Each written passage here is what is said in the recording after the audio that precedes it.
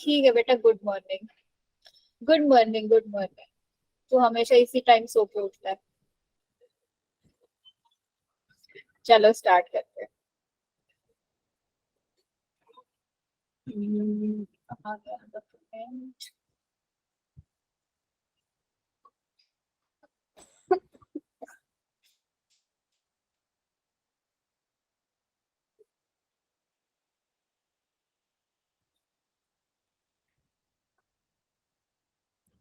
हाँ, तो अभी हम जो भी पढ़ा है हमने सारे केसेस को एक बार ओवरव्यू करेंगे, ठीक है।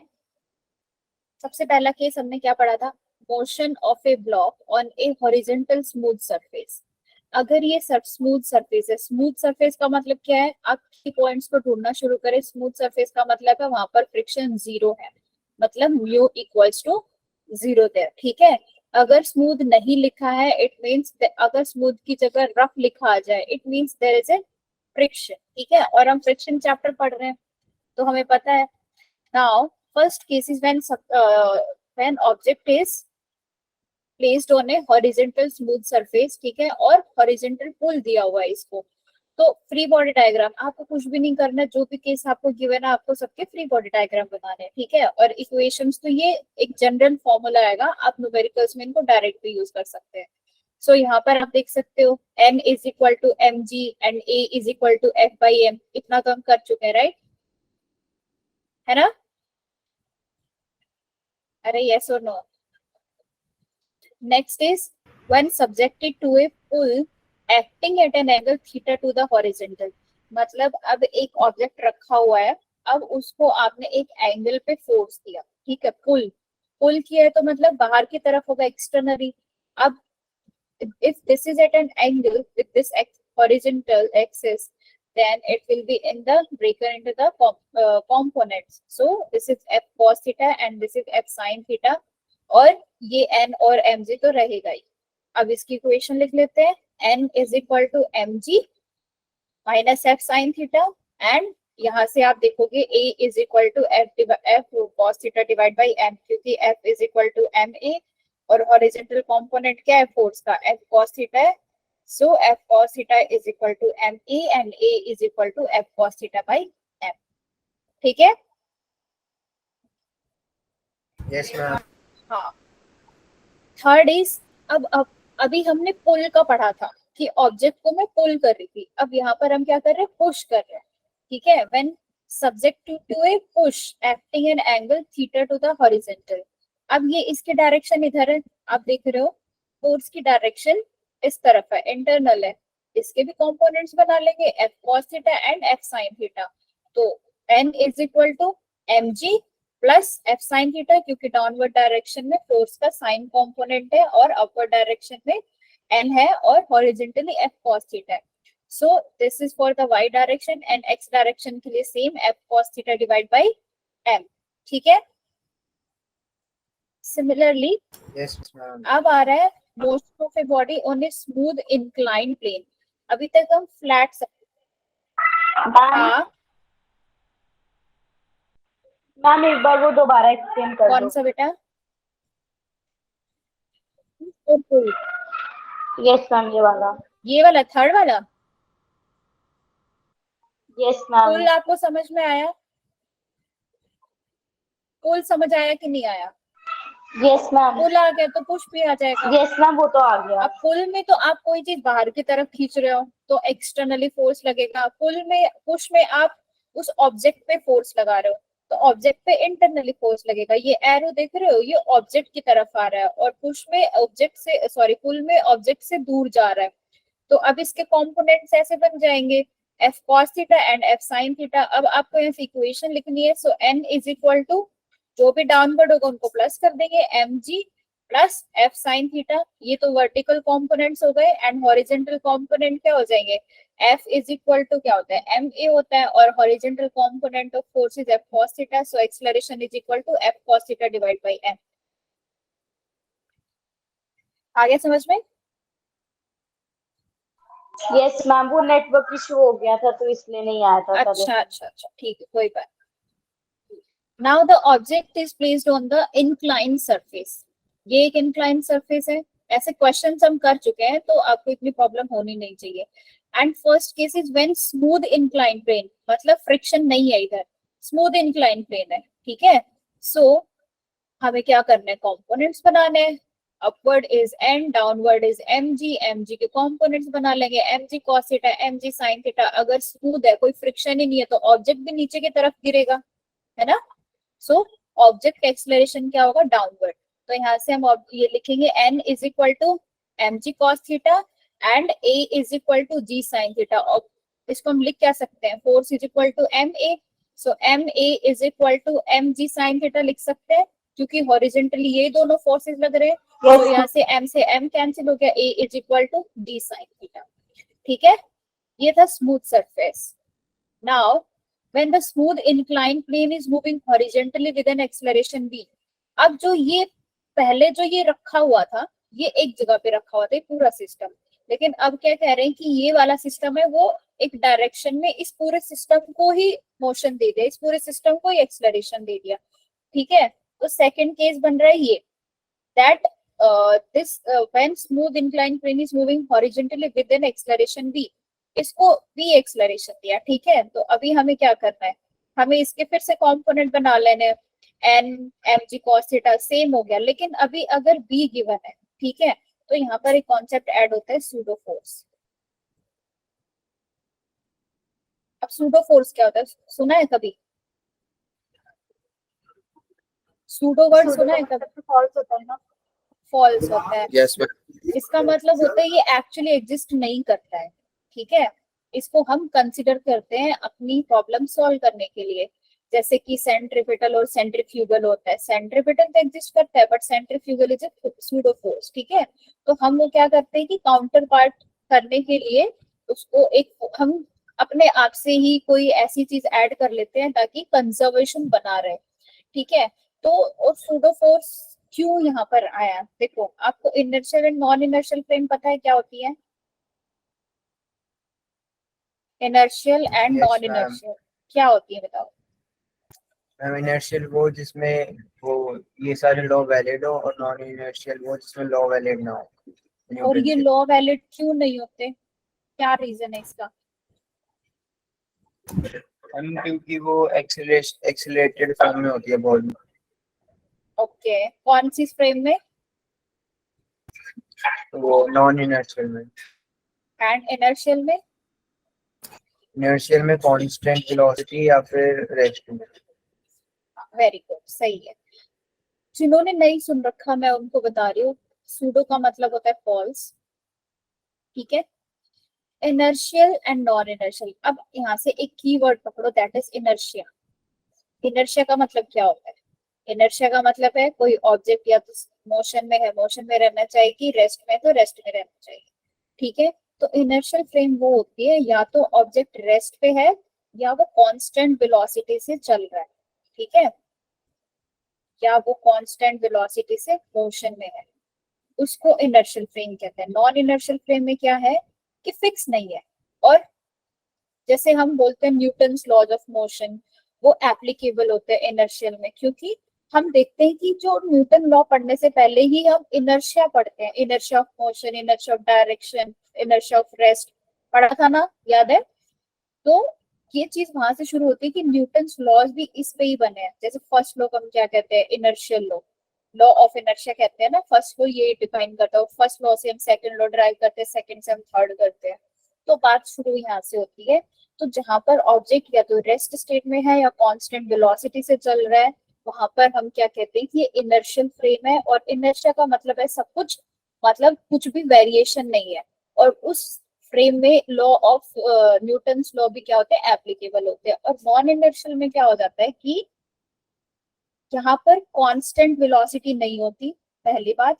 एक्सलरेशन, यहाँ पर एक्सलरेशन जीरो होता है, inertial acceleration is zero. Non inertial में एक्सलरेशन नॉट जीरो, मतलब सपोज मैं प्लेटफॉर्म पे खड़ी हूँ और ट्रेन आ गई है, ठीक है। तो अब यहाँ पर मैं इनर्शियल फ्रेम में हूँ और ट्रेन क्या है, नॉन इनर्शियल में, क्योंकि ट्रेन क्या करिए पहले फास्ट स्पीड से आ रही है और वो धीरे आते आते रुक गई है, तो उसने अपनी वेलोसिटी चेंज करी, तो कांस्टेंट तो नहीं रही ना, वहां पर वो कांस्टेंट तो नहीं है, वो चेंज कर रही है। तो वो क्या हो गई, अब अगर मैं अपने फ्रेम ऑफ रेफरेंस से देख रही हूँ, मतलब मैं बोल रही हूँ कि भाई ट्रेन आई और रुक गई, तो मेरे हिसाब से उसकी वेलोसिटी क्या हो गई, चेंज हो गई। तो मेरे हिसाब से ट्रेन क्या है, नॉन इनर्शियल फ्रेम है। लेकिन जो बंदा ट्रेन में बैठा है, ऑलरेडी ट्रेन में बैठा है, तो उसको तो ट्रेन की स्पीड से कोई फर्क ही नहीं पड़ रहा है। अब ये क्या है, इसको हम कहते हैं फ्रेम ऑफ रेफरेंस। तो फ्रेम ऑफ रेफरेंस मेरे पॉइंट ऑफ व्यू से अलग है, और जो बंदा ट्रेन में बैठा है उसके हिसाब से अलग है। ठीक है, क्योंकि उसके लिए तो सेम ही बात है, वो तो हमेशा से ही रेस्ट स्टेट में था। जो पैसेंजर ट्रेन में बैठा है वो तो रेस्ट स्टेट में ही था, जब चाहे ट्रेन कितनी भी तेज चल रही हो, वो जो स्पीड थी वो ट्रेन की थी। ठीक है, तो ये फ्रेम ऑफ रेफरेंस के हिसाब से हम inertial and non inertial set करते हैं। जैसे आपने पढ़ा होगा इसमें कि अब जब प्लेन, जो रॉकेट हमारे जो स्पेस में जाते हैं, तो वहां भी हम फ्रेम ऑफ रेफरेंस, आपने फ्रेम ऑफ रेफरेंस पढ़ा है कि नहीं, एक्चुअली होता क्या है, फ्रेम ऑफ रेफरेंस पढ़ा है कि नहीं पढ़ा है, ये बताओ पहले। फ्रेम ऑफ मैंने नहीं रेफरेंस करा शायद। X y z and x y z coordinate पता है आपको, फ्रेम ऑफ रेफरेंस में जाता है एक्स।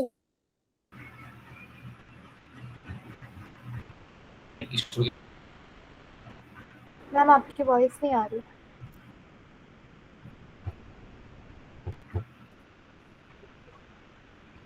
बिल्कुल भी नहीं आ रही है, मैम चली गई थी बिल्कुल। अब आ रही है ना? Yes ma'am. ठीक, हाँ, क्या बता रही थी मैं। तो फ्रेम ऑफ रेफरेंस, अगर मैं ओरिजिन पे बैठी हूँ, अगर ये ओरिजिन है और ओरिजिन पे x y z t zero है, ठीक है, लेकिन आफ्टर सम टाइम टी और पोजीशन चेंज हो गई है, तो जो इंसान इस ओरिजिन पे बैठा हुआ है उसके हिसाब से उसकी पोजीशन चेंज हो गई है। लेकिन वो कोई ऑब्जेक्ट अगर उसकी फ्रेम ऑफ रेफरेंस में जाके देखो, मतलब मैं उसके पॉइंट ऑफ व्यू से देखूं, तो वो ऑब्जेक्ट अभी क्या है, रेस्ट स्टेट में है। तो ऐसे आप अपने मतलब जैसे हम इन क्वेश्चंस को डिफाइन करने के लिए या इस कॉन्सेप्ट को, इसका मैं एक अलग से लेक्चर दे दूंगी वैसे समझाने के लिए, pseudo force and all, but मैं आपको इसका ओवरव्यू दे देती हूँ अभी कि एक्चुअली होता क्या है। ठीक है, अब जैसे ये है, ये सिस्टम है मेरा, यहाँ से ये जो पूरा सिस्टम है, पूरा including this block, including this upper block, ये दोनों चल रहे हैं एक फॉरवर्ड डायरेक्शन में। और हमने देखा कि जो ये ब्लॉक इंक्लाइन सरफेस पे रखा हुआ है, ये खुद भी नीचे वाली डायरेक्शन में चल रहा है। स्मूथ बोला है ना यहाँ पे, रफ तो बोला ही नहीं है। तो स्मूथ है तो उसके पास कोई फ्रिक्शन ही नहीं है, फ्रिक्शन नहीं है तो वो भी नीचे की तरफ आएगा। और जो बड़ा ब्लॉक है इसको भी मैंने एक मोशन दिया हुआ है। तो अगर मैं इस बड़े ब्लॉक के फ्रेम ऑफ रेफरेंस से देखूं, तो उसकी पोजीशन क्या हो रही है, चेंज हो रही है छोटे वाले ब्लॉक की। और अगर मैं छोटे वाले ब्लॉक की पोजीशन से देखूं, तो ये भी चल रहा है। वो तो रेस्ट में आ जाएगा अपने हिसाब से कि मैं तो रेस्ट स्टेट में हूँ, लेकिन ये बड़े वाला ब्लॉक है ये मोशन में है। तो ये दोनों क्या कर रहे हैं यहाँ पर, नॉन इनर्शियल हो गई है कि दोनों की ही स्पीड क्या है, चेंज हो रही है, दोनों की वेलोसिटी क्या है, कांस्टेंट नहीं है। ठीक है, तो ये जो सिस्टम बन रही है एक नॉन इनर्शियल फ्रेम को रिप्रेजेंट कर रहा है। तो इस नॉन इनर्शियल फ्रेम में तो हम न्यूटन लॉ लगा ही नहीं सकते हैं, लेकिन हमें तो क्वेश्चन करना है। तो हम नॉन इनर्शियल को इनर्शियल में चेंज करने के लिए एक सूडो फोर्स ऐड कर लेते हैं। ठीक है, ताकि जो ये चेंज इन द मोशन है, चेंज इन द वेलोसिटी है, इसको हम कंसिडर कर लेते हैं that it is not changing, और हम एक इसका फिक्टिशियस फोर्स ले लेते हैं, मतलब कि ऑपोजिट एक फोर्स ले लेते हैं जो एक्चुअली एग्जिस्ट नहीं करता, लेकिन हम कंजर्व करने के लिए, नॉन इनर्शियल को इनर्शियल में कन्वर्ट करने के लिए हम सूडो फोर्स को इंक्लूड कर लेते हैं। ठीक है, तो एक मिनट,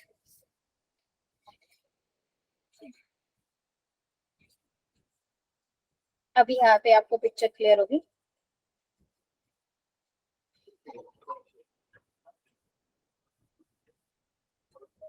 हाँ, तो अब ये चल रहा था फॉरवर्ड डायरेक्शन में, बड़ा ब्लॉक चल रहा है इस डायरेक्शन में, छोटा ब्लॉक चल रहा है डाउनवर्ड डायरेक्शन में, जैसे मैंने यहाँ पर दिखाया, b is the acceleration of the bigger block, a is the acceleration of the smaller block. ठीक है, अब जो b है ये नॉन इनर्शियल फ्रेम का एक्सलरेशन है। ठीक है, तो मुझे इसको इनर्शियल फ्रेम का बनाने के लिए मुझे क्या करना पड़ेगा कि मुझे इसके ऑपोजिट डायरेक्शन में एक्सलरेशन लेना पड़ेगा, इसको काउंटर पार्ट, मतलब इसको बैलेंस करने के लिए। ठीक है, तो मैंने मान लिया there is a pseudo force. अब वो सूडो फोर्स मैंने मान लिया कि वो बैकवर्ड डायरेक्शन में लग रहा है और बड़े ब्लॉक पे लग रहा है फॉरवर्ड डायरेक्शन में।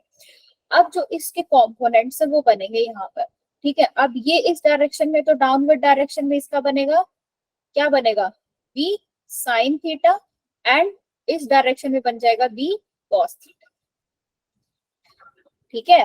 This angle is theta and this angle is 90 minus surface के थीटा। साथ में तो साइन थीटा होता है ना, क्या सरफेस के साथ में साइन थीटा होता है ना, आपने बताया था सरफेस के सरफेस, साथ में।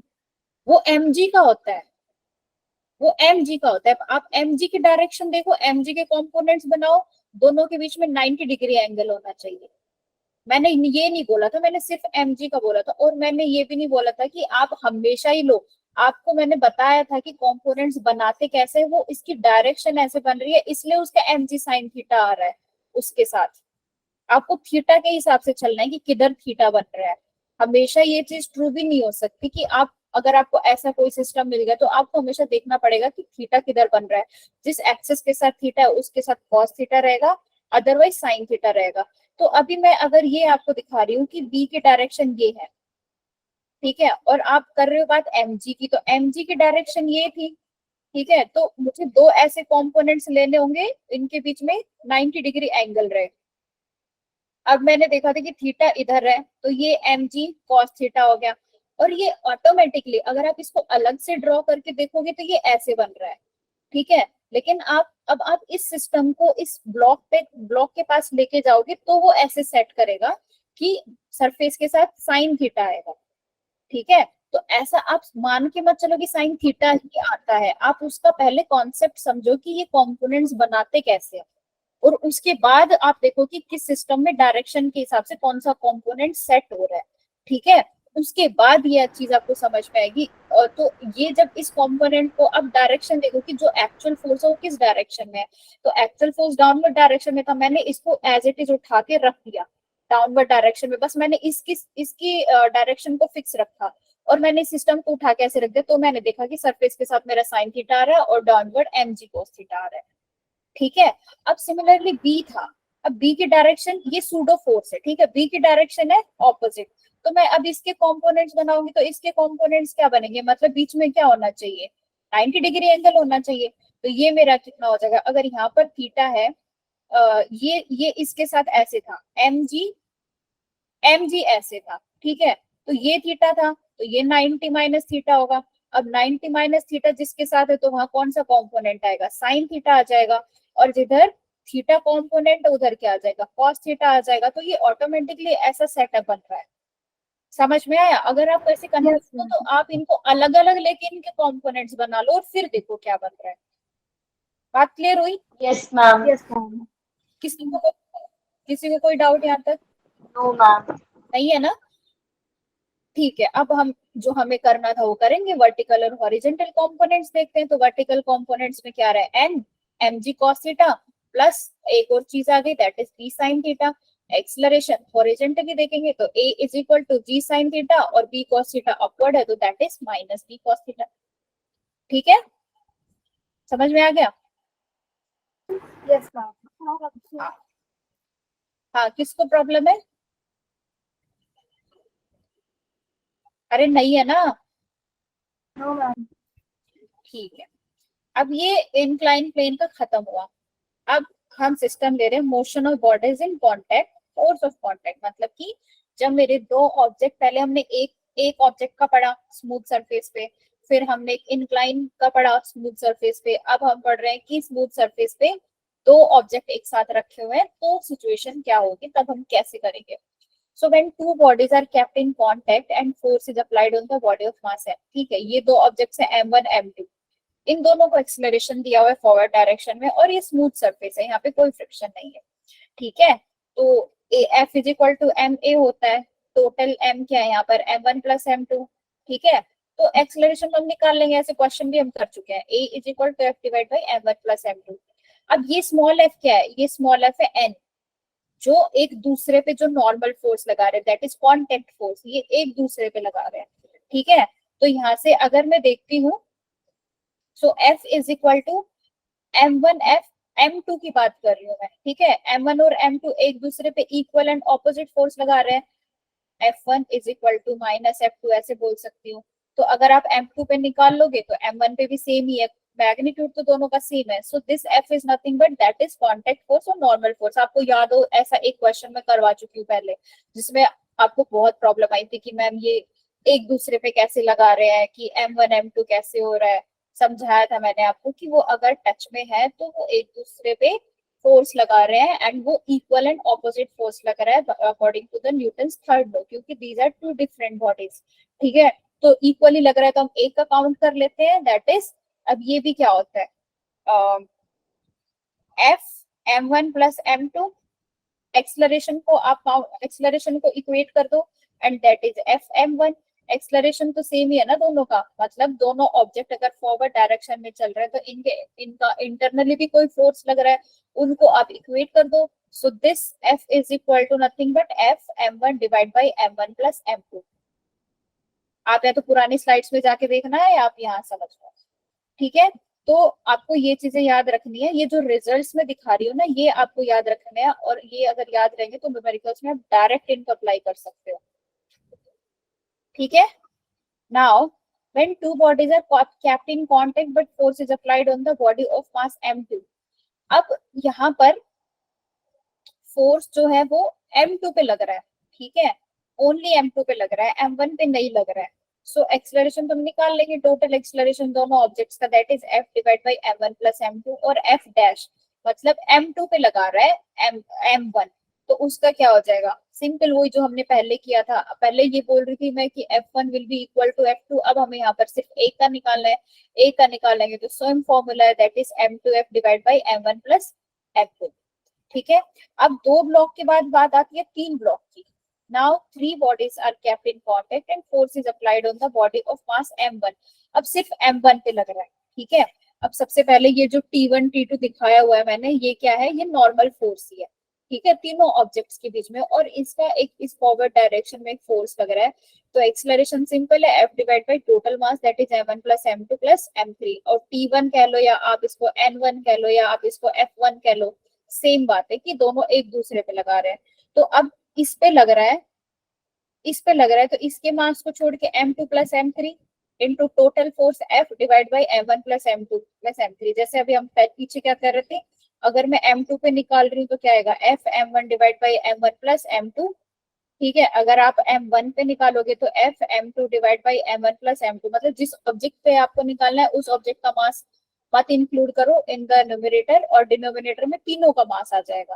ठीक है, तो ऐसे T1 अगर मैं निकाल रही हूँ that is M1 plus M2 divide by F divide by M1 plus M2 plus M3, और आप T2 पे निकाल रहे हो M2 और M3 पे निकाल रहे हो दैट इज T2, तो वो सेम है। तो यहाँ पर क्या हो जाएगा, M3 into F divide by M1 plus M2 plus M3। अब यहाँ पर ये M3 क्यों आया ओनली, क्योंकि सिर्फ M1 पे फोर्स लगा था, बाकी पे नहीं लगा है। ठीक है, तो ये आप एक बार खुद से भी करके देखना, इसको बिना देखे आपकी ये चीजें क्लियर हो जाएंगे, आ जाएगा। ठीक है, now we are taking ma'am एक और रफ बता सरफेस। दो क्या बता दो मैम, वो वाला 3 बॉक्स पूछो का कुछ। था। एक मिनट, दो ब्लॉक का समझ में आ गया, वाला दो ब्लॉक का समझ में आया कि नहीं आया। हम T1 के बाद एक समझ गए। AC चलाना है,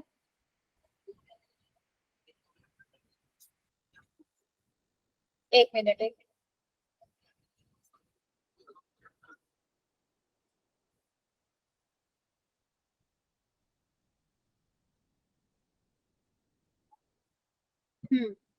So it is saying when three bodies are kept in contact and force is applied on the body of mass M1, M1 पे फोर्स लग रहा है, ठीक है, M2 M3 पे नहीं लग रहा है।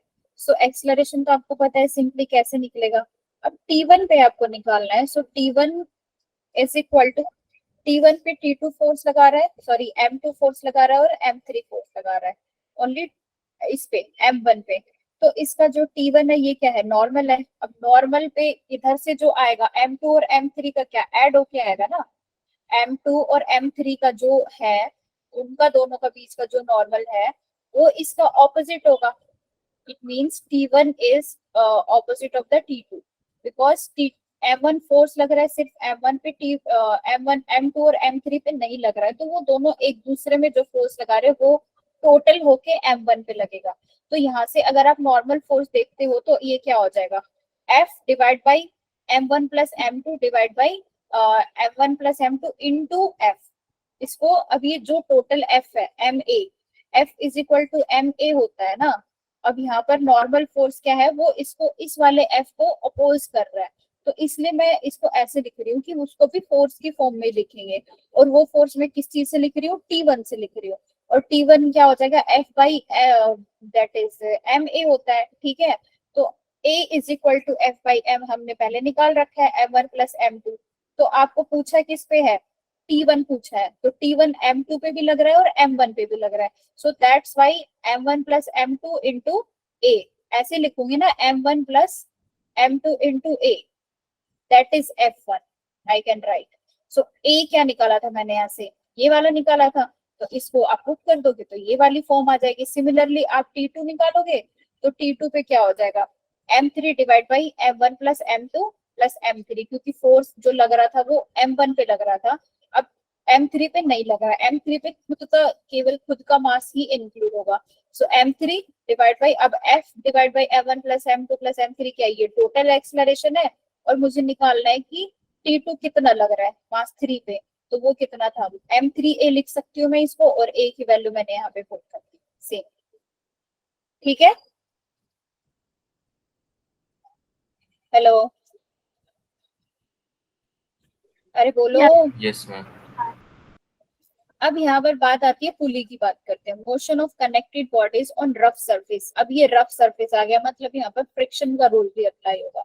तो हमें क्या करना है, आप देख सकते हो ये एक ऐसा सिस्टम है, ये सरफेस पे रखा हुआ है, यहाँ पर फ्रिक्शन इंक्लूडेड है, एंड एक टेंशन स्ट्रिंग है, एक टेंशन टी की, उसको पुली से हमने क्रॉस करवाया, और एक M2 को मैंने यहाँ से सस्पेंड किया, ठीक है। तो जो M1 है, आप इसका बना के देखना, ये PDF बहुत इंपॉर्टेंट है, ठीक है। ये सब चीजें आपको डिराइव करके देखनी है, मैं ओवरव्यू बता रही हूँ।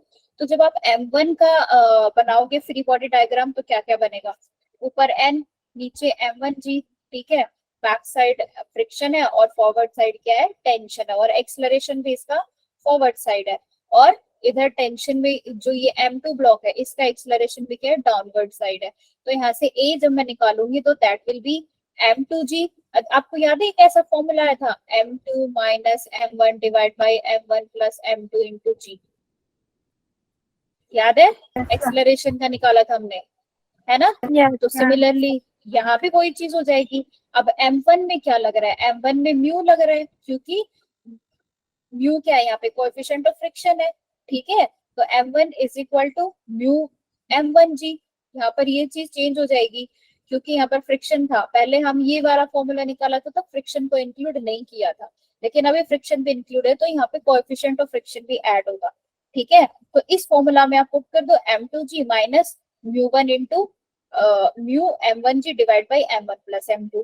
तो ये एक्सप्रेशन का हो गया। आप टेंशन का निकालोगे, ये वाली टेंशन, तो आप इसका डेरिवेशन करके देखना, टी भी निकल जाएगा, that this t is equal to, अब जो इस पे लग रहा है ये वाला टी जो है वो इसको अपोज कर रहा है, so this t is equal to nothing but mu M1G में लिख सकती हूँ।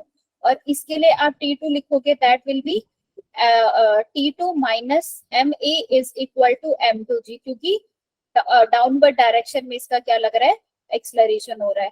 तो आप जब इन चीजों को रखोगे, यहाँ से टी की वैल्यू निकालना, फिर इसकी इक्वेशन में पुट कर दोगे तो आपका ये फॉर्मूला आ जाएगा, ठीक है।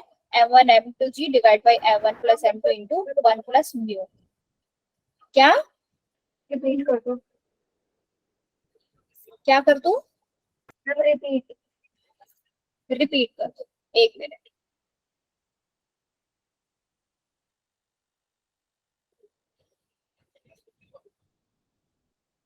ये वाली चीज पता है, जो मैंने इस साइड में फॉर्मूला लिखा हुआ एक्सलरेशन का, ये तो पता है। ये पता है ना। तो एक्सलरेशन तो समझ में आ गया होगा, M2G minus mu M1G divide by M1 plus M2। अब आप M1 का फ्री बॉडी डायग्राम बनाओ, ठीक है। यहाँ से N डिवाइड N, और ये क्या है Mg, और ये N को काउंटर कर रहा है Mg, और T को काउंटर कर रहा है फ्रिक्शन।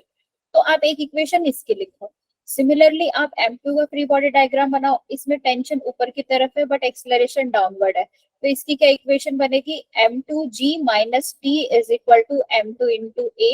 ये इसकी इक्वेशन बन गई। इधर से क्या बनेगी, T is equal to mu M1G। ठीक है, अब इस T को आप इधर रखो म्यू M1G, और यहाँ से आप वैल्यू निकाल लो। ठीक है, T की टेंशन या तो आप M1G की वैल्यू रख लो या फिर मैम A ये की म्यू A निकाल। M1G क्यों आया? मैम फ्रिक्शन के लिए यूज होता है ना म्यू का?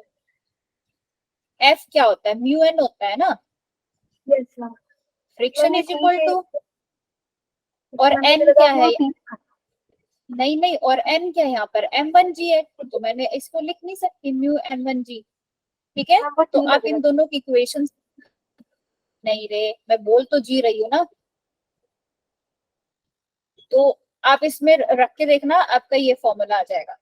ठीक है, है। यस अभी तक हमने एक ऑब्जेक्ट की बात करी। अब मेरे पास ऐसा कोई सिस्टम है, दिस इज थीटा, यहाँ पर एक ऑब्जेक्ट हैंग कर रहा है, यहाँ पर एक ऑब्जेक्ट हैंग कर रहा है, इसका एक्सेलरेशन अपवर्ड है, इसका डाउनवर्ड है। ठीक है, और अगर इसका एक्सेलरेशन अपवर्ड है तो फ्रिक्शन डाउनवर्ड होगा। ठीक है, तो इसमें भी अब A इज इक्वल टू, जैसे पिछली इक्वेशन देखो, यहाँ पर फॉर्मूला देखो, अब दोनों पे फ्रिक्शन ऐड है। इस केस में एक ऑब्जेक्ट पे कोई फ्रिक्शन नहीं लग रहा था, अब यहाँ पर M2G माइनस म्यू M1G था। ठीक है, अब यहाँ पे कंपोनेंट्स बनेंगे क्योंकि ये दोनों फ्लैट सरफेस थे, बट अब हमें इंक्लाइन केस ले रहे हैं, तो इंक्लाइन केस में क्या कंपोनेंट्स बन जाएंगे, है ना। तो आप कंपोनेंट्स बना के इस फॉर्मूला में रख के देखो, M2G minus M1G sine theta minus mu M1G cos theta.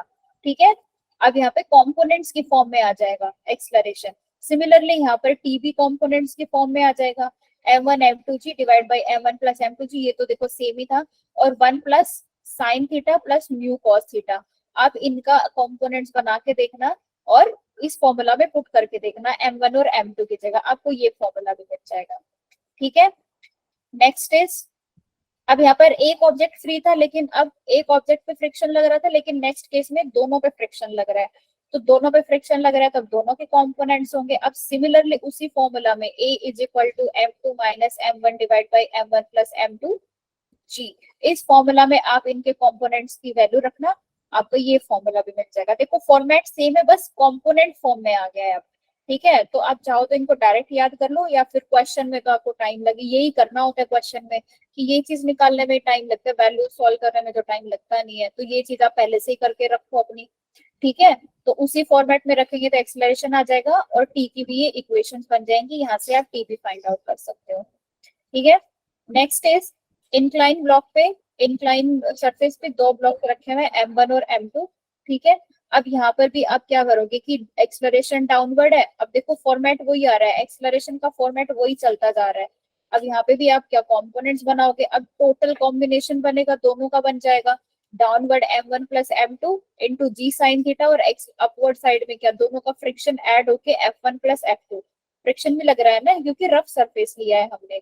सो अब इन दोनों की इक्वेशन बन जाएगी, ये एक्सेलरेशन आ गया, इन दोनों की इक्वेशन बनाना अलग अलग और पुट कर देना, आपको टी भी मिल जाएगा। अब इन दोनों के बीच में आपको टी निकालना है। ठीक है, नेक्स्ट इज, हाँ भाई किसने क्या बोला है,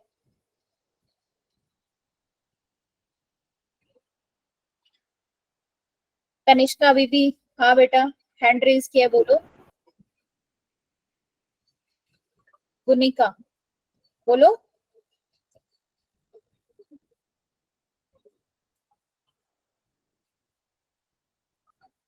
क्या डाउट आ रहा है, बोलो भाई।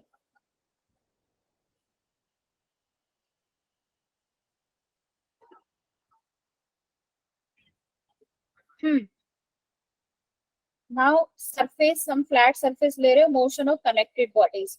ठीक है, M1 और M2 when two bodies are connected by a string and placed on a smooth horizontal surface. अब दोनों को स्मूथ हॉरिजॉन्टल सरफेस पे मैंने रखा, मतलब यहाँ पर फ्रिक्शन जीरो है, तो वही acceleration is equal to F divide by M1 plus M2, और टेंशन क्या आ जाएगी, M1F divide by M1 plus M2, tension इन दोनों के बीच की आपको निकालनी है, वो आ जाएगी। ठीक है, ये करके देखना। सिमिलरली यहाँ पर जब थ्री बॉडीज कनेक्टेड है, वो टू बॉडीज का, तो थ्री बॉडीज कनेक्टेड है, तो M1 प्लस M2 में क्या एक चीज और ऐड हो जाएगी, दैट इज M3। तो ये चीज हम कर चुके हैं पहले ये केस भी कर चुके हैं, T1 और T2 कैसे निकालते हैं, ठीक है। Next is when two bodies of masses M1 and M2 are attached at the ends of the string. अब ये एक पुली है, उस पे स्ट्रिंग है, अब दोनों ऑब्जेक्ट्स फ्री मतलब उसमें है, हैंग कर रहे हैं बट मोशन में है एक दूसरे, ठीक है, एक दूसरे के रिस्पेक्ट में एक्सलरेटेड है, जैसे M1 डाउनवर्ड है तो M2 अपवर्ड है।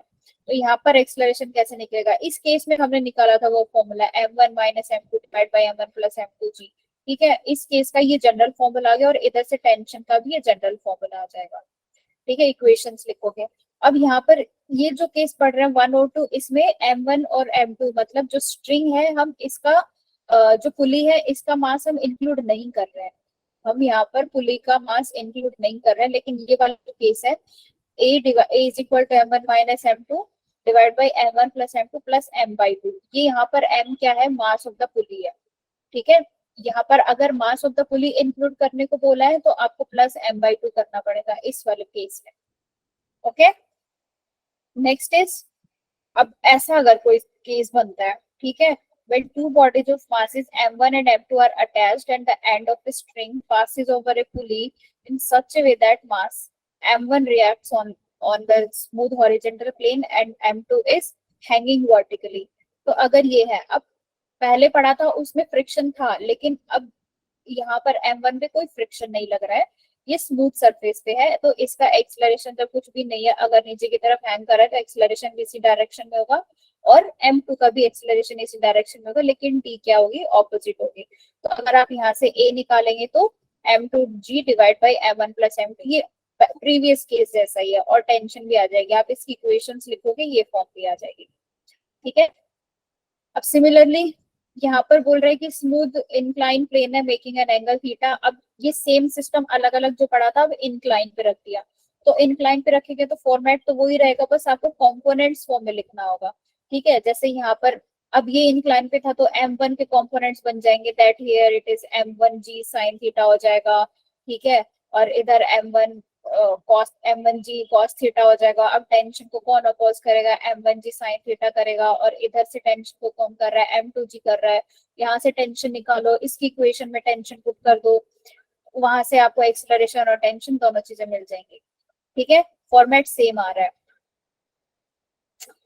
अगर ऐसा बन रहा है कि अब दोनों तरफ से ही वो इंक्लाइन सरफेस पे, अभी तक हम एक इंक्लाइन सरफेस की बात कर रहे थे, अगर दोनों तरफ से इंक्लाइन सरफेस है तो M1 अल्फा एंगल पे है और M2 बीटा एंगल पे है, तो फॉर्मेट वही है, बस आपको एंगल्स चेंज कर रहे हैं। M1 के साथ साइन अल्फा और M2 के साथ sign beta divide by M1 plus M2, और टेंशन भी आप दोनों के अलग अलग लिखोगे। M1G इधर क्या हो जाएगा, M1G साइन अल्फा, इधर M2G। हाँ जी मैम, एक बोलो। स्टूडेंट का ज्वाइन नहीं हो रहा फिर से। मैम, भाई एक तुम स्टूडेंट का छोड़ते ज्वाइन क्यों नहीं हो हो? रहा फिर से। अरे तो छोड़ के क्यों जाते हो? कौन सा स्टूडेंट है, क्या नाम है? मैम, खुशी। खुशी तो है ही नहीं, मैम वो खुद दिख ही नहीं कट हो रही मुझे। जाता है नेटवर्क की वजह से। मैम न्यू स्टूडेंट है ना वो। अच्छा खुशी, ओके, बट वो दिख ही नहीं रही मुझे, है ही नहीं कहीं पे, कैसे ऐड करूं? मैम ज्वाइन नहीं हो रहा ना उसका। ज्वाइन नहीं हो रहा, उसको बोले ट्राई करे, वो जो लिंक तुमने किस लिंक से किया है वो लिंक भेजो उसको ग्रुप में, भेजो भेजो, हेल्प करो उसकी जल्दी से।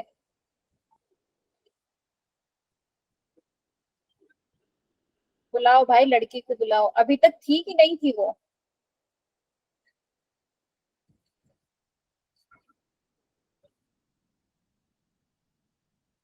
कोई पूछ रहा इंटरस्टेलर मूवी है कि चैनल है? मूवी है भाई, मैम वो ग्रेविटी भी अच्छी है ना। मूवी है, ये मूवीज देखना अगर स्पेस को और ज्यादा मैम मूनफॉल। बहुत सही है। आ गई क्या खुशी? आई रे खुशी, कहाँ है खुशी? दिख ही नहीं रही। नहीं आई ना? नहीं कर पा रही क्या वो ऐड?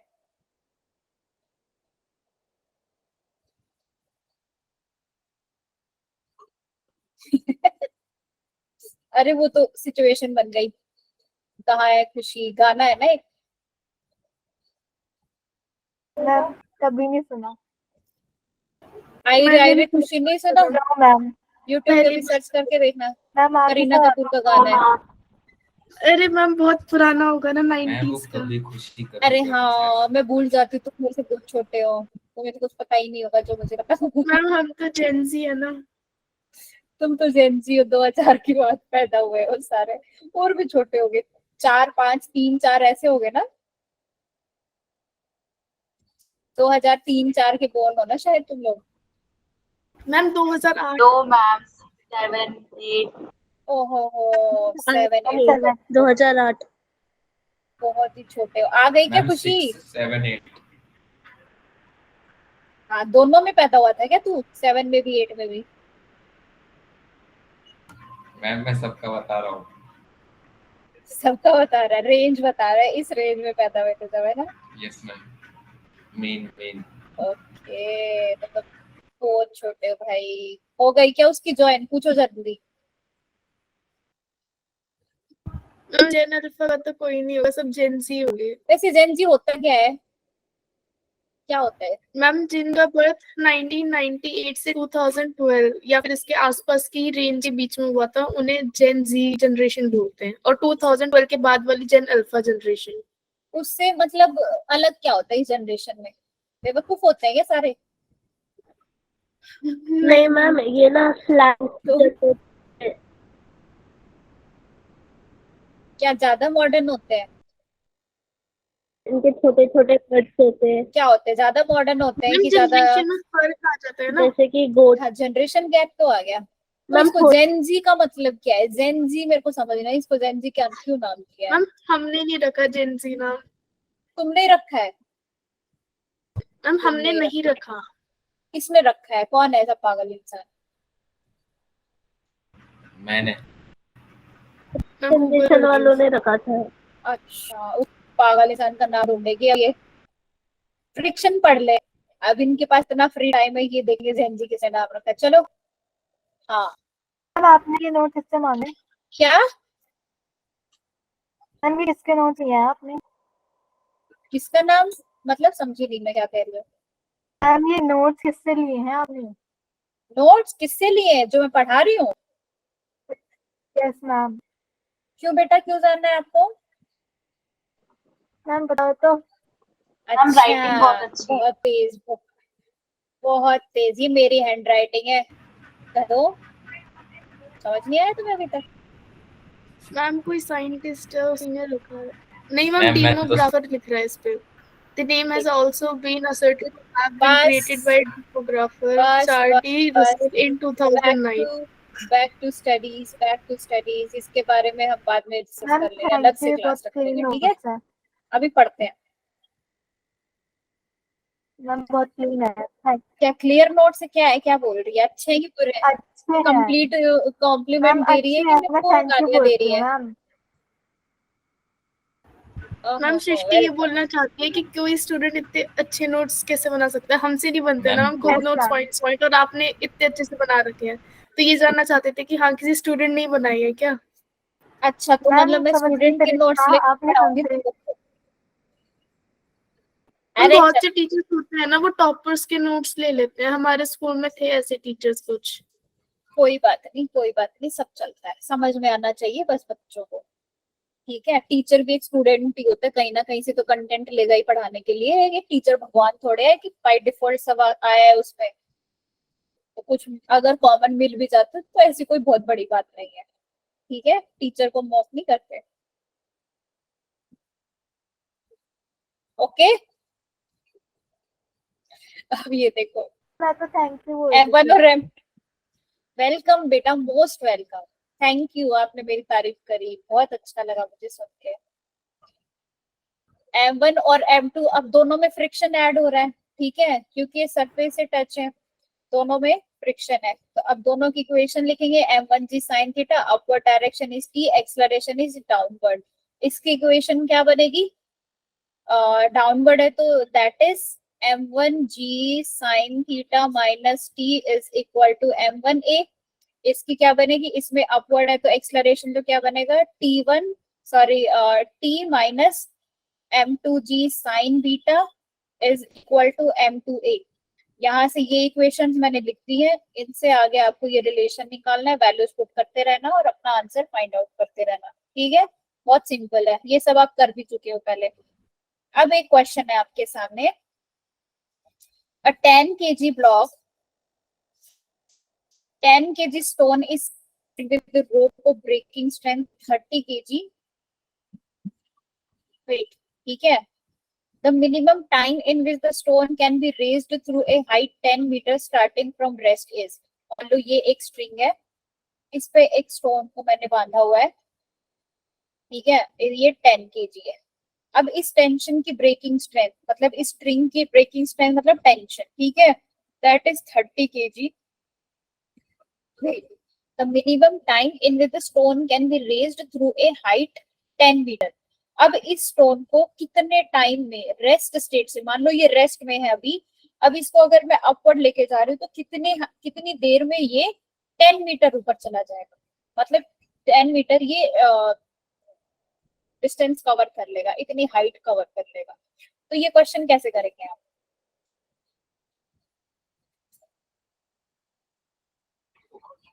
कैसे करेंगे भाई?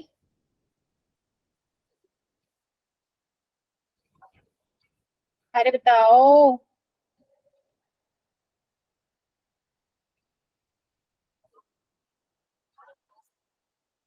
इसका एक और सिस्टम बन सकता है लाइक दैट,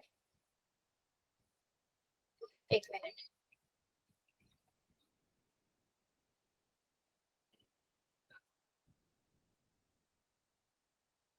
यहाँ पर एक पुली लगी हुई है, यहाँ पर एक ब्लॉक है, दैट ब्लॉक इज 10 kg, ठीक है, यहाँ पर कोई फोर्स लगा रहा है, मतलब ये टेंशन टी है, इसकी ब्रेकिंग स्ट्रेंथ है, तो ये कितनी देर में इसको खींच लेगा 10 मीटर की हाइट से, यहाँ से ये 10 मीटर की हाइट में कितनी देर में खींच लेगा, वो आपको फाइंड आउट करना है।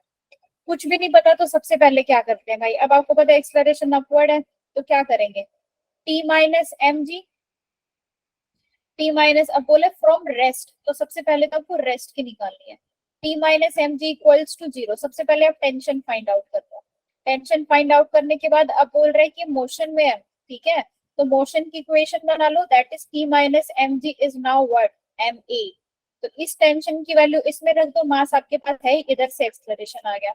अब टाइम पूछा है तो आपके पास ए है, ठीक है, आपके पास बोला rest, from the rest state that is u is equal to 0, आपको टी फाइंड आउट करना है, तो इक्वेशन लगा दो और आंसर निकालो, जल्दी करो इक्वेशन। अब मैंने इसका बता भी दिया, आधे से ज्यादा तो बता ही दिया, अब आंसर आपको फाइंड आउट करना है। एस भी गिवन है 10 मीटर, एस गिवन है, यू गिवन है, ए गिवन है, टी निकालना है, कौन सी इक्वेशन लगती है, सेकंड, सेकंड इक्वेशन में पुट कर दो टी की वैल्यू निकाल के और ए की वैल्यू निकाल के, जल्दी करो। क्वेश्चन समझ में आ गया? अरे बोलो। मैम 1 सेकेंड आ गया तो जल्दी सॉल्व करो, इसका आंसर 1 सेकेंड है, बट 1 सेकेंड कितने बच्चों का आया ये मुझे जानना है, और चीटिंग से नहीं, कहीं से नहीं, खुद से।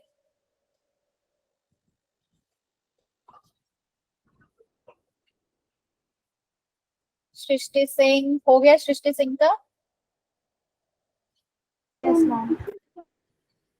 ठीक ठीक है, ठीक, दिशा तनिष्का सबका हो गया, चलो आयुष तेरा नहीं हुआ क्या?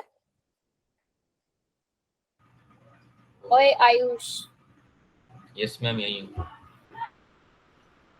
बोल क्यों नहीं रहा बे?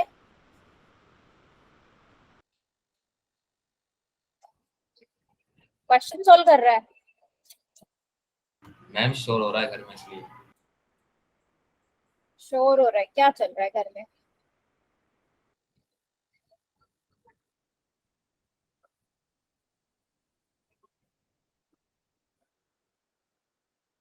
मैम एक बात बोलूं? बोलो बोलो। मैम आपकी पीसी की बैटरी फुल है और आपने चार्जिंग से नहीं हटाया। आपको कैसे पता फुल है? मैम वो नीचे शो हो रहा है। अच्छा हटा दो, अब ठीक है, थैंक यू बताने के लिए। दिल्ली में कल लग भी तो स्कूल बंद कर बंद हो दो। गए। हम दिल्ली में बंद हो कल गए? फिर एमसीडी बहुत school only MCD schools. MCD school कौन से है भाई? जो 5th तक के होते हैं। तो यार अरे बारिश में तो सभी भीगते हैं ना, हटकी छुट्टी करनी चाहिए। हम बच्चे छोटे सीख जाएंगे, डूब जाएंगे मैम बच्चे। एमसीडी स्कूल का सिस्टम अलग होता है थोड़ा। अच्छा, सबका आंसर आ गया? 1 सेकेंड। Yes ma'am. वैसे मैंने Yes, बता ma'am. दिया, इसमें मुझे है नहीं ऐसा कि नहीं आएगा। तो अब एक ये क्वेश्चन है, if the given arrangement n number, एक ब्लॉक का सिस्टम तो हम पढ़ चुके हैं ना, एक ब्लॉक यहाँ रखा है, एक ब्लॉक यहाँ पे हैंग कर रहा है तो क्या होगा, टेंशन इन द स्ट्रिंग ये वो। अब इस सरफेस पे स्मूथ सरफेस है और इस पे एन ब्लॉक्स रखे हुए हैं, 1 2 3 टू एन ब्लॉक्स, मुझे नहीं पता ये एन क्या नंबर है। तो अब आपको टेंशन निकालनी है, कैसे निकालेंगे? अब आपको यहाँ पे टेंशन निकालनी है, how we will find it. एक हिंट दे देती हूँ, चलो सपोज यहाँ पर एन एम है, एक ब्लॉक ले लो जिसका मास है एन एम, क्योंकि एन से मैंने मल्टीप्लाई कर दिया तो टोटल कितना आ गया, एन एम आ गया। अब इस एन एम से नीचे एक ब्लॉक हैंग कर रहा है, दैट इज मास एम। इसमें टेंशन है, इस स्ट्रिंग में टेंशन है, तो टेंशन कितनी होगी, टेंशन कितनी होगी बताओ? अगर n ब्लॉक्स की टेंशन है तो मैं उसको Tn लिख सकती हूँ, that can be written as Tn ना। और इधर नीचे Yes, जो लग ma'am. रहा है वो mng लग रहा है, ऊपर क्या लग रहा है, n लग रहा है, ठीक है। तो अब ये मैंने फ्री बॉडी डायग्राम बना दिया, आगे आपका काम है, जल्दी निकालो एक्सलरेशन निकालो, कितनी आएगी, टेंशन निकालो, एक्सलरेशन निकालो। पहले दोनों ब्लॉक्स का, एन एम का और कैपिटल एम का, दोनों का फ्री बॉडी डायग्राम बनाओ। एक का मैंने बना दिया, एक को आपको बनाना है, और टेंशन निकालो।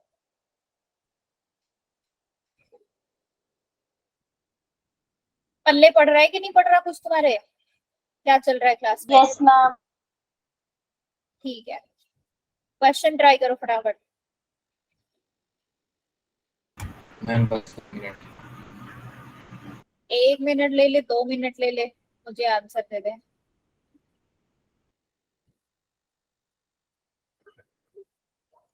और टेस्ट के लिए अच्छे से प्रिपेयर करना, ठीक है। कुछ भी डाउट आए आप पूछ लेना, बस क्वेश्चन सॉल्व करो जितने कर सकते हो। Ma'am Okay, test ma'am. के बीच में कोई भी डाउट आएगा तो पूछ लेंगे पक्का। बिल्कुल, टेस्ट वाले दिन मत पूछना बस। मैम इसमें ऑप्शन ही दे रखे। नहीं, सॉल्व करो ना, सॉल्व तो तब तक ऑप्शन थे बट मैंने लिखे नहीं, तुम लोग फिर तुक्के मारते।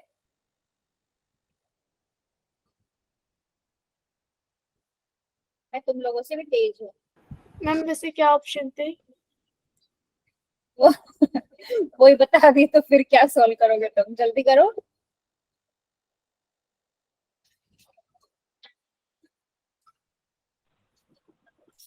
एम पे तो कुछ नहीं लग रहा ना, एन एम का तो मैंने बता दिया। एम पे क्या लग रहा है, एम पे ऊपर टी एन लग रहा है, नीचे एम जी लग रहा है, यही तो है। और इसका एक्सलरेशन है डाउनवर्ड, ठीक है, डाउनवर्ड एक्सलरेशन है इधर। So I can write it as M ji minus T N is equal to M A for this block, equation number 1। और मैम यहाँ आंसर तक, यहाँ अजीब सारा है। जितना भी अजीब है बता दे, Yes, ma'am. मैम कुछ जितना ज्यादा ही भी अजीब है। m क्या है। into mg upon nm plus m। Yes ma'am यही है। Yes yes, Yes, it ma'am. Is Yeah, yeah. Right, it is right. ए आया ना वो,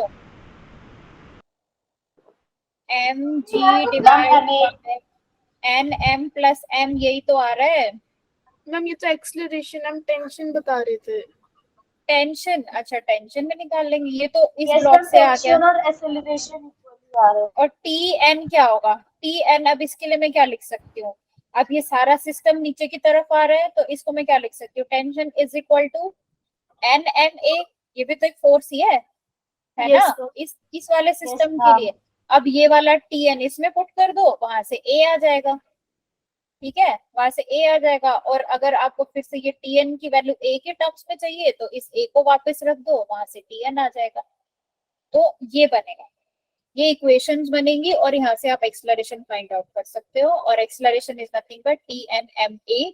इस ए को आप इसमें पुट कर दो, आपको सेकंड टेंशन मिल इक्वेशन जाएगी। आपने कैसे बनाई वो बता दो बेटा ये मैम। ब्लॉक दिख रहा है, NMA इसको मैंने ऐसे रिप्रेजेंट कर दिया, एम को एन से कर दिया, एंड टेंशन लग रही है फॉरवर्ड डायरेक्शन में, और ब्लॉक भी मेरा क्या जा रहा है, नीचे की तरफ जा रहा है। ठीक है, इनका एक्सेलरेशन डाउनवर्ड है, तो टेंशन भी क्या है, फोर्स है ना, ये नीचे की तरफ लग रही है। मैं बोल सकती हूँ कि इस ब्लॉक, इन ब्लॉक्स की वजह से नीचे की तरफ लग रही है, इस ब्लॉक की वजह से ऊपर की तरफ लग रही है। तो यहाँ से मैं लिख सकती हूँ that t m is nothing but this is a force by which this blocks are coming downward. So force is equal to M a, और यहाँ पर m की जगह क्या है, एम एन है, और एक्सेलरेशन जिससे ये नीचे आ रहे हैं, so T N is equal to N M. Okay ma'am. ठीक है, अरे क्लियर है ना? Yes ma'am. ठीक है, फिर सिमिलरली नेक्स्ट क्वेश्चन, इसमें भी n और n minus n block, n1 block है। इसमें लिखा है कि बहुत सारे n ब्लॉक रखे हुए हैं इंक्लाइन प्लेन पे। अब आपको ये बताना है कि अब इसको कोई टेंशन है जिसमें इनको होल्ड करके रखा हुआ है, लेकिन जैसे ही ये रिलीज कर दिए जाते हैं तो n और n माइनस 1 ब्लॉक के बीच में क्या फोर्स ऑफ इंटरएक्शन है वो बताना है। जैसे ही ये टेंशन को रिलीज कर दिया, मतलब इनको होल्ड नहीं कर रखा, मैंने छोड़ दिया, तो लास्ट के जो दो ब्लॉक है, सबसे लास्ट तो n हो गया, उससे पहले वाला कितना हो गया, n माइनस 1 हो गया। इन दोनों ब्लॉक्स के बीच में फोर्स ऑफ इंटरएक्शन क्या होगा, या नॉर्मल क्या होगा वो बताना है। कैसे बताएंगे, क्या होगा, जल्दी बताओ, बोलो।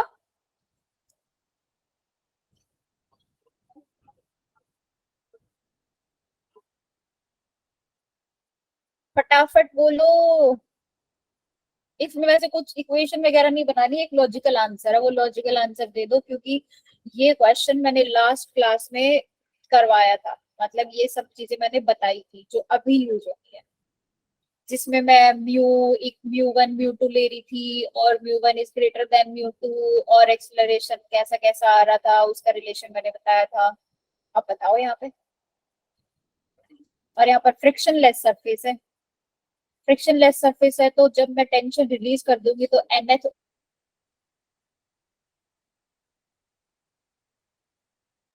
और मैम 0 आएगा। सही है, बट क्यों, क्यों होगा ये बताओ, कहीं देखा तो नहीं है? मैम क्योंकि फ्रिक्शन इंक्लाइन हाँ, सरफेस पे तो होता है। यस, 0 होगा आंसर। देखो फ्रिक्शनलेस सरफेस है, मतलब कुछ रोकने के लिए ही नहीं है। फ्रिक्शन तो सरफेस इस ब्लॉक्स को रोकता है ना सरफेस पे, लेकिन यहाँ पर कोई फ्रिक्शन नहीं है, तो friction that is mu is equal to 0 and they are free to move. तो जैसे इनको होल्ड कर रखा था तब तो ये एक दूसरे के टच में थे, लेकिन जैसे ही इनको रिलीज किया तो n माइनस वन क्या करेगा, ब्लॉक भागने की कोशिश करेगा, जितनी जल्दी हो सकता है ये डाउनवर्ड डायरेक्शन में भागने की कोशिश करेगा, और जो nth ब्लॉक है वो भी भागने की कोशिश करेगा, लेकिन वो इस पे डिपेंड करता है कि ये चलेगा तभी मैं चलूं, ठीक है, और फ्रिक्शन तो है नहीं इनको रोकने के लिए, तो सबसे पहले ये भागेगा, तो इनका जो फोर्स ऑफ कांटेक्ट है ये वाला 0 हो जाएगा, क्योंकि अभी ये टच में तो है लेकिन एक दूसरे पे फोर्स नहीं लगा रहे हैं, क्योंकि ये भागने की कोशिश कर रहा है, ये भी भागने की कोशिश कर रहा है, तो ये इनको एक दूसरे से कोई लेना देना नहीं है, ठीक है। तो दैट्स वाई यहाँ पर इनके बीच का नॉर्मल 0 हो जाएगा, इन दोनों के बीच का नॉर्मल फोर्स है वो 0 होगा। अगर आपको ये चीज समझ में नहीं आई है तो आप फिर पूछ लीजिए, अदरवाइज आपको जो मैंने लास्ट टाइम पीडीएफ बताई थी उसमें ये 3 केसेस को मैंने अलग अलग लेके बताया भी था, समझाया भी था, आप उसको रिवाइज कर लेना, ठीक है। समझ में आई कि नहीं आई? वैसे समझ में Yes, नहीं ma'am. आने वाली ऐसा जैसी कोई बात नहीं है, बहुत सिंपल सी चीज है कि इनको जब रिलीज कर देंगे तो इनको एक दूसरे से कोई लेना देना ही नहीं होगा, they will free to move, so they will ignore each other, ये कह लो एक दूसरे को इग्नोर करेंगे, और जब इग्नोर करेंगे तो उनके बीच में इंटरेक्शन ही नहीं होगा, इंटरेक्शन नहीं होगा तो 0 हो जाएगा, ठीक है। सिंपल सी बात है ना, कोई इग्नोर करता है तो हम फिर उन पे ध्यान भी नहीं देते हैं, तो टेंशन 0 तो n 0, ठीक है। अरे यस बच्चों मैम। बोलो।